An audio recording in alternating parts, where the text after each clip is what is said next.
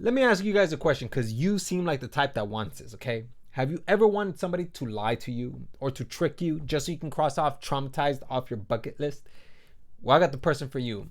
Meet Mimi Alexandra, who is a transgender woman. So today it's brought to you by the Reality Check podcast, where this clip that we're going to talk about today comes from this particular podcast where it reads, "Can you be straight and date a trans woman?" Now, Pearl Davis, she ended up going viral because she ended up posting a clip related to this podcast. And of course, I don't trust influencers, so I'd rather go check the source myself and provide an opinion for you guys. Also, by the way, you shouldn't trust me either. And apparently, I don't want to put her business out there, but she did kind of put it out there. She slept with 50 plus men. And a good portion of those men did not know that she was a transgender woman, mainly because she did not disclose the fact that she was transgender. How many guys do you reckon you tricked into believing that you were born a woman when you were trans? I think around, well, I hate the word tricked, but yeah, answering your question, I think about 50 people, 50 guys. And yeah, something that I had to go celibate for so long, for like a year, because when I came out as trans, I deeply regretted it. You tricked them into having of you presenting as a woman?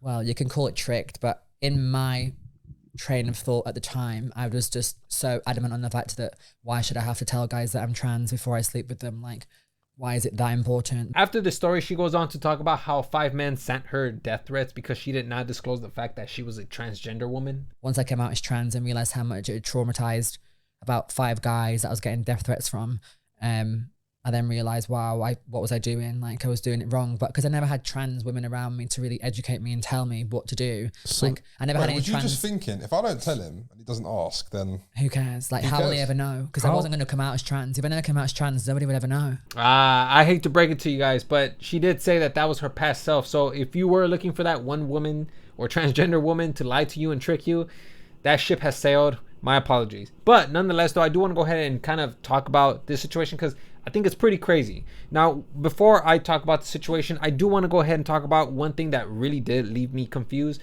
which was the fact that she said that when she came out as transgender, she regretted it. When I came out as trans, I deeply regretted it. You tricked them into having of you presenting as a woman. Now, given the context that she's talking about this situation in, I was kind of confused. Was she referring to the fact that she regret coming out as transgender, or does she regret not telling the men? I was a little confused about that, but I'm going to go ahead and give her the benefit of the doubt and say that she regretted not telling the men, because it's usually how this ends up, where like the person doesn't disclose the fact that there's a particular piece of information that they should tell people about, but they don't. And then later on, once they, I guess, built the correct mindset for this stuff, they regret not telling them sooner, because it's so much easier to just notify the person that this is what I have or this is what I am, because this is almost the same thing as to the Miles Sexton situation where he's HIV undetected and he didn't tell anybody about it, any of the people that he slept with, because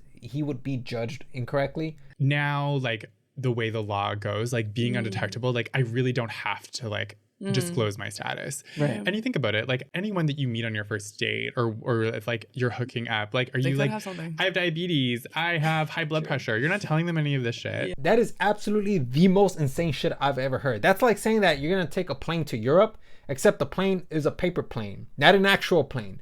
Just because they're both planes, that doesn't mean that they both have the same function. Just like in this case where diabetes and HIV, they're both diseases, but they don't have the same function. In the case with Mimi Alexandra, where she didn't disclose the fact that she was a transgender woman, a lot of these men are probably religious, and it really probably traumatized them to even think that they were with a man.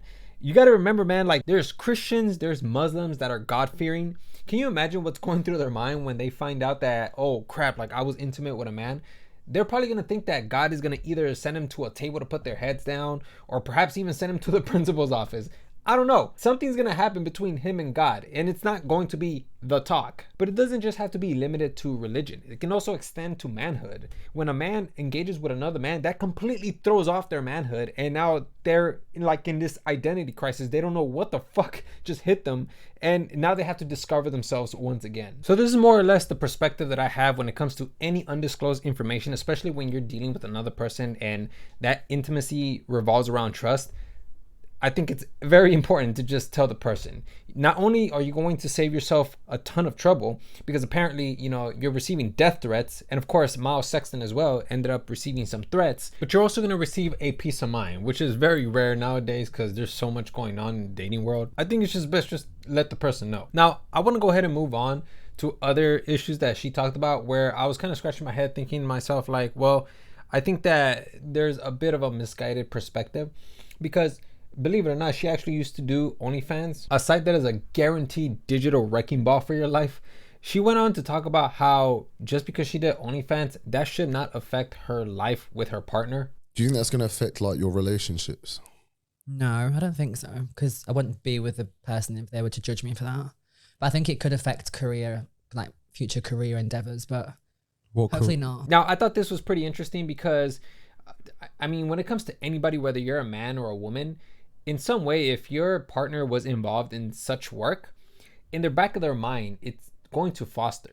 Especially when there's going to be people, especially when you're an influencer like her, there's going to be people that are going to be not only teasing you, but most likely teasing your partner. And I really want to use Mia Khalifa as an example, but the problem is that I don't exactly know why they broke up, because a lot of the details are very ambiguous and vague. But I would imagine that one of the biggest reasons was probably because of her background as a prawn star, you know, and there's messages out there of people who are practically poking fun at the husband because he was with Mia Khalifa. And this is what I mean when I say that people are going to be poking at the influencer alongside with their significant other. When you read messages like this, salute this soldier, only a few brave men have taken on the Mariana Trench and lived to tell the tale. I mean, with, you know, with a comment like this, you know, your man is definitely going to feel like a beta male, to the point where even his shadow is going to unfollow him. And Mia Khalifa is just one potential example. There's a video by Brandon Buckingham where he went over to a prawn expo and he talked to certain professionals, and they all talked about the difficulty of their dating life, which is set on legendary mode. Every single date is a boss fight. I think has definitely made it so that I can't have like a traditional relationship. It's hard to date. I'm to the point where like I want a boyfriend in every city. You know, I tried dating, it didn't work, and like I would just want to like live my best life. I mean, guys that aren't in the industry don't particularly love it. When you have dating experiences like this, you could tell that they don't particularly love it. So if you're going to have a relationship with a person, it's fine if you want to have one. And of course, it can be successful, but I don't think that you can have a traditional relationship. Perhaps I'm wrong about that, but based off of how I've seen other people talk about it, especially people in the industry, it doesn't really seem like people are going to be comfortable with that. I don't know. But nonetheless, I just kind of wanted to just talk about that. I thought it was pretty interesting. Yeah, that's all I have for you guys. And yeah, I'll see you guys next video.